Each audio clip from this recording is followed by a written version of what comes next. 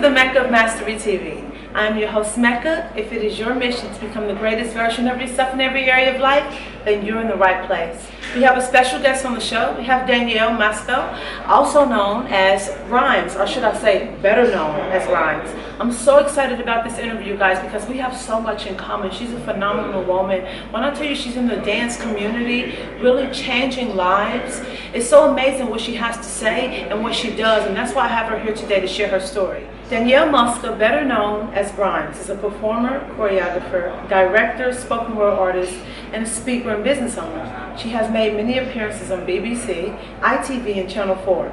Rhimes is the founder of the Artist Hub, a facility centered around dance, business, and empowerment training for female dance artists. She carries out her mission daily in bringing purpose to women around the world through blogging, events, and summits. So Danielle, how did you get started in this business and why? How? I went to school and I had somebody come into my school and literally just teach, and I was like, I need to do this. And actually from about the age of 3 years old, I knew I wanted to dance. Yeah. I love music, and that's my main why. Yes. I love sound and the way our bodies connect to sound, and how you can kind of just create and be spontaneous. Yes. And just let go. So that's probably the reason why I got into dance, or why I carried on, maybe a different reason, but the music got me. The music is so powerful. It's like, most people don't know this, but we have like a frequency, like our bodies and our energies is a certain frequency, and when we hear different vibrations of music or instruments and sounds, that frequency connects with ours, and it actually raises like our endorphins that's in our brain. Yeah. It makes you happy. It's like the feeling that you get after having sex or something, or taking drugs. It's like a nice ecstasy, positive, long-term feeling. Yeah. That's beautiful. So I was reading about some things that you've done. I read some articles and I was looking at some videos. Like, you had a blog on your website when you speak about like listening to a voice within. I'm not sure exactly, don't quote me on this, but it's like you stated you wrote a blog and it was like you were in a car accident or something. And you were touching on the importance of listening to that voice inside. Give us more information on that. What do you mean by listening to that voice within? Well, I believe that everybody's got intuition. You get senses of something. For me, that deep sense comes from God. I feel like I hear Him speak to my heart. And sometimes it isn't crystal clear like a sound in the ears, Yes. but it's a sound in the heart. It's a sound in your body, in the inside. And he would normally guide me to do something, say something, stop somewhere. Yes. Sometimes I have no idea why. And then Yes. I'll stop and I'm like, snap. That's the reason why. In that particular situation, I saw a girl on the motorway, and I was just like, I feel like I need to slow down. I mean, it was an odd situation. She was walking in the road, and then when I slowed down, everything in me was like, I've got to stop. I've got to stop. I've got to stop. And so I had to. So that voice that you hear inside, you get this feeling in your gut. Sometimes it's in my gut. Okay. Sometimes it feels like it's in my heart. Okay. And I mean, sometimes I have dreams. Me about too. things that's gonna happen. Me too. Yeah, I have dreams, and I love when that happens, because I get to go to God and be like, okay, what does this mean? And Okay. He will walk me through it, break it down, and I'll have this whole kind of thing, this whole breakdown. Whether it's a scenario, I dreamt once a friend of mine was pregnant, and it wasn't crystal clear. It was like I dreamt that a seed had burst in her womb. Yes. Okay, and everyone was excited, and I was like, what's going on? And then I called her, and I had this whole telephone conversation with her, and we were talking normal, and then she just says to me, I know you hear God, so I know you know that I'm pregnant. And I was like, Oh my gosh. boom! That is Praise a God. gift. She was pregnant, and that her baby is amazing. Like, she's the That best. is beautiful. Does that when you first realized that you get those dreams, did that frighten you, or did you embrace it all the way? Like, you know what? I can kind of tell the future. You're like, that's so Raven. I know what you mean, because I actually started to get those dreams as well before, and it frightened me at first, because I would go around people and I thought I had a dream about you, and it actually came true, and it was something bad, Right. and I thought, if I would have told you that, like, you probably would have looked at me like, this girl is nuts. So most people have these type of dreams. Yeah. So for somebody that's probably viewing this, what advice would you give them? I mean, for me, like, I just believe that the source is God. I believe that we are made for relationship. Yes. And like, I believe in the God, the Father, and the Holy Spirit. That's a relationship. Yes. That's why when we're here, I gotta have a relationship. We gotta connect. We connect. Yes. And I feel like in those moments, I gotta go to God and connect. Okay. I need to know what's going on, because everything that we dream, it's like prophecy, right? Yeah. God is speaking. That's what prophetic means. Yes. He's speaking, and everything that we dream in part. We only have a picture. We have a certain picture. So for you might have had that negative thing, but it doesn't mean the whole picture was negative. So sometimes it's deciphering that little portion and being like, what is this? And then what is the blessing? What is the good thing? How do we turn this around? Ooh. And then we go out and we change it around, because I don't believe in, oh, I had a negative dream about you, Mecca, or I had a negative word that I'm supposed to just give you that word and then leave you like that. What do you do with that? I believe that I'm supposed to inquire and listen and be like, okay, maybe you were going to stump your toe, so maybe I need to tell you that you need to move the table to this other angle if you're having a gathering on that day, then you won't stump your toe. I mean, that's just an example, but it's breaking it down, because I believe that God is good. Yes. So everything that He does and says to you is for good. Exactly, and it's like a message. Yeah, that's being absolutely. Sent to you. Well, that's beautiful. Absolutely. That's deep. Let that sit. Just let that like marinate in your mind for a minute. It's like a perception, how you perceive it. Oh my gosh, exactly. Perception is everything. My slogan right now is, whatever you believe is true. Whatever you believe is true. Whatever you believe is true. Because when somebody comes to you and they're negative. Oh my gosh, the world is gonna end. Oh my gosh, this, that, and pollution, and da-da-da. And then tutus, they're sick, they're always sad, It's true for them, because that's what they believe, that's what they perceive, that's all like just in their visual. And then you're a person that's getting on their nerves because you're always happy. But because you're not perceiving the world like that. Yeah, there's pollution, but you know what? I can plant a tree. It might not be grown into the next 100 years, but at least I can make a difference to the world. So it's how you perceive things. It's definitely how you perceive it. So when I did the reading, I looked at some videos about you. I see, because I was going to go to this event, guys. That's how I actually found her, because I wanted to go to an event about movement and, just to get in touch with my goddess, my inner goddess. And you really, really touch on movement and the importance of movement. So why is it so important to you? Let the people know. I think movement has done so much for me. Yeah. I've had a roller coaster of a journey, and there are parts of I used to think it was parts of dance that has broken me, yes. but more so it's parts of people within dance that have broken me. But dance has always been just a layer that I could rest on. It's been something that has brought healing, it's brought freedom, it's brought connection, and with God and with people, and being able to translate and explain without having to speak. Dance has just done so much. Yes. What the question was, I was just going on a rampage right there. I know what you mean. No, that was right. That was correct. I just said, what does movement mean to you? Yeah. But just like you said, because I could agree, with you, because most of you guys that watch, that I'm a dancer, and it's my background, and it's the only way. I say it's my medicine. Yeah. That's my drug, literally. Like, whenever I'm feeling down, I dance. Like, my dad passed away when I was 13. Most people thought I was crazy. This is how I know that dance was me, and I was it. Because when my dad died, he was like my best friend, and most people, they go to the, I didn't want to go eat with the family and sit around and eat and talk about the memories. As soon as I left the funeral, I went right to the dance studio, and it was about 3 o'clock in the afternoon, and I danced all the way up until midnight. They let me stay there, they stayed, and I just danced. I didn't cry. That's how I cried. Yeah. I just danced. Dance does so much.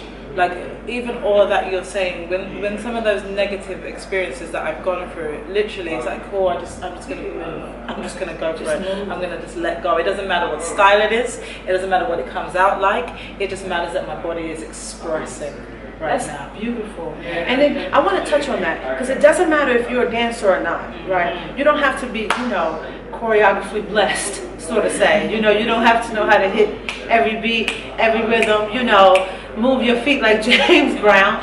it's just movement in itself. That's why you see when people, they go running or they do yoga or chai tai, that it does something to you in your brain. Think about it. Even though the earth, right, you can't physically see it. It's still. It seems still. But it's ever so moving. It's like a ball moving. If you look at the clouds, they are so perfectly just beautiful where they are, but they are moving. And life in itself is moving. So when you begin to move, you become one with life, in alignment with life. Your energy, oh my God.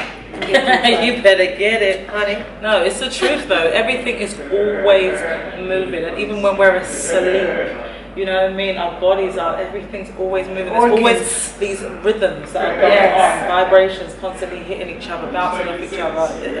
That's amazing. Beautiful. What is one thing that you want people to know? This can be anything. I know when I have this question, I'm like, why would I ask people this? This is going to come from the heart. I really want people to know that they're loved. That they're loved, that they're worthy of real love, not makeup love, not a quick fix love, not temporary love, not conditional love. Yes. Unconditional, long lasting, everlasting, keep going love. You know, that no matter what they do, they are loved. You are loved. You're loved. You that's watching this. That's it. I love that. Especially as creatives. So one of the things that obviously I do is work with a lot of creatives. Yes. And what I continuously find is that there are a lot of creatives that don't like who they are. Exactly. Don't like or don't love who they are. And they feed that energy out to everybody else that they're working with.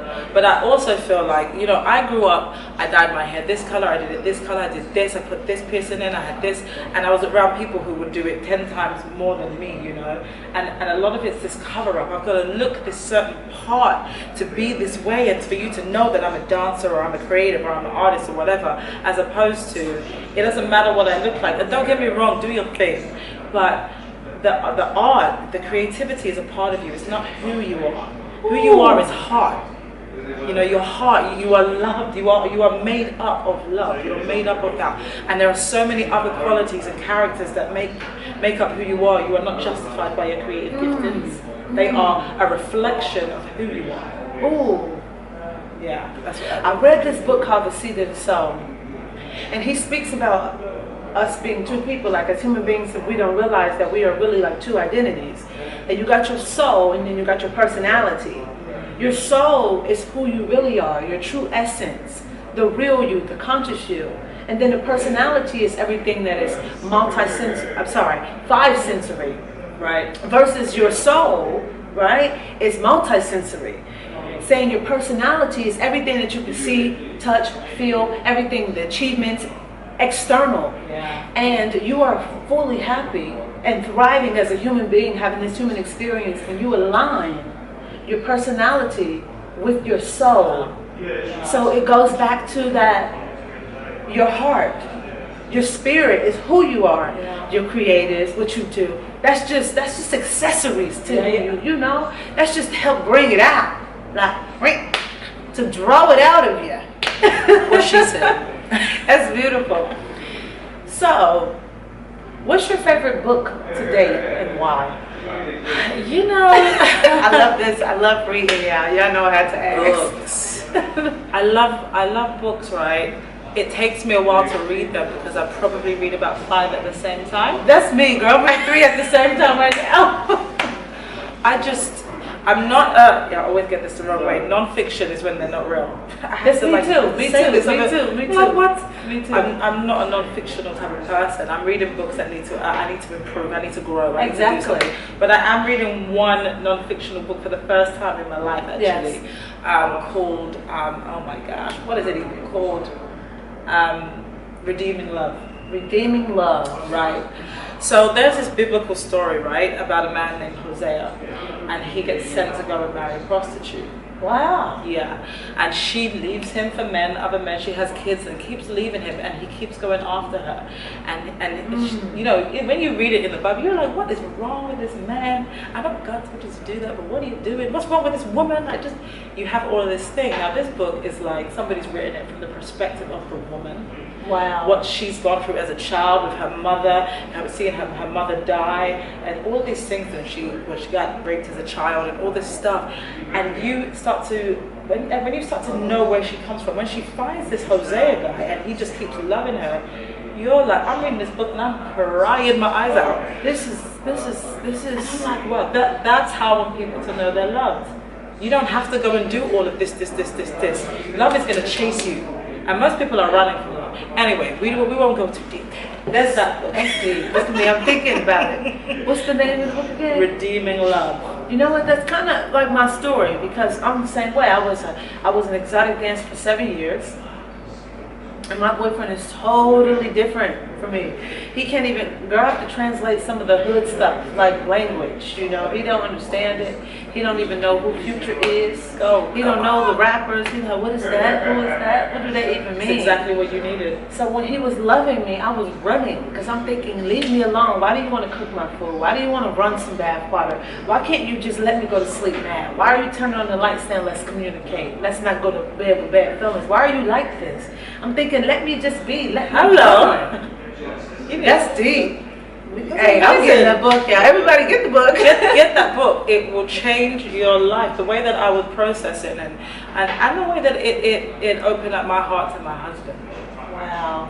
I was just like, wow. You know, even though it's reverse roles, for me it's still like he's beloved. He's still loved. He still needs love. He's still, I want love and everything, but yes, I'm responsible for what I give out. And sometimes it's not always easy, right? Sometimes, oh my gosh, somebody's getting on your nerves, your friend, your sister, whatever, but you're responsible for how you react. Some people are like, it's your fault that I did this.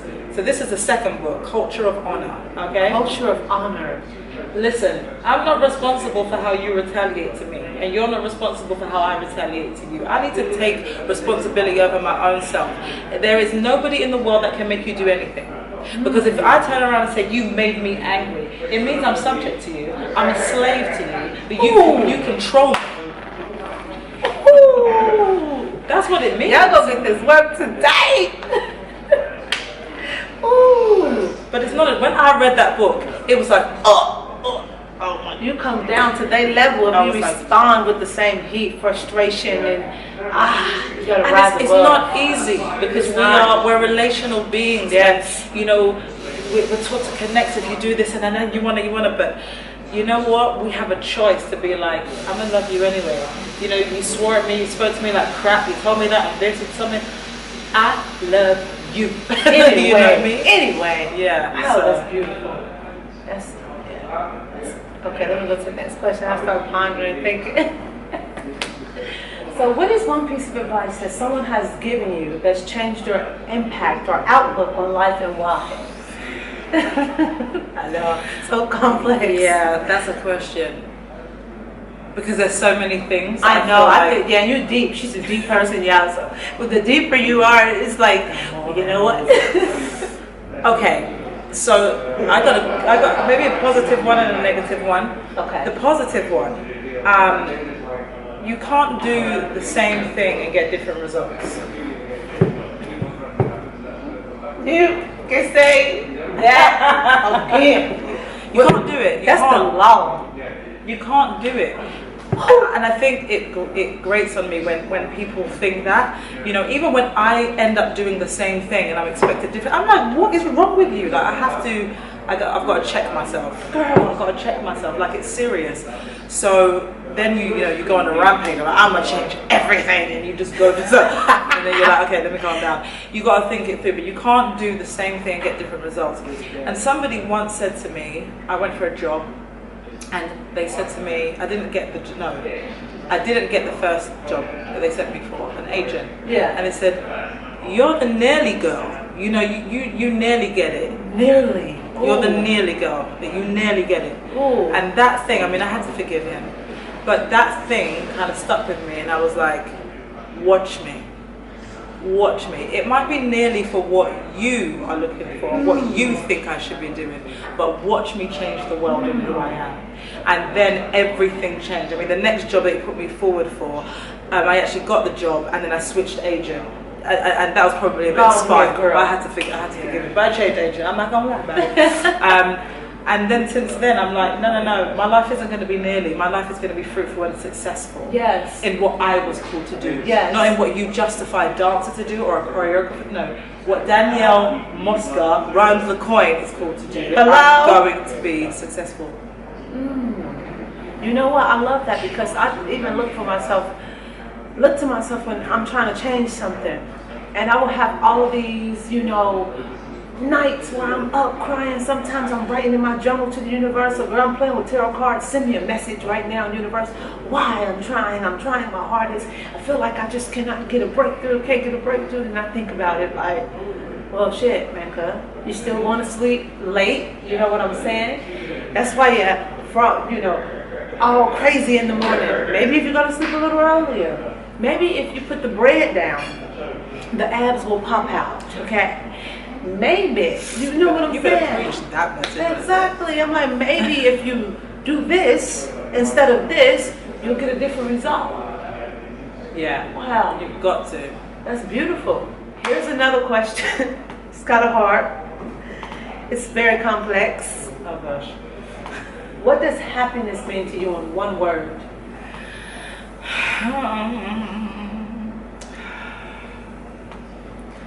Those are words. One word. I guess it comes back to love. Love. I guess it comes back to love. And I don't want to sound cliche. And I mean, the only reason why I probably say that I sound cliche is because most people don't understand what love is. So they don't really understand what true happiness is. I don't think people really tap into what true happiness and joy is. Explain that, what true happiness means to you.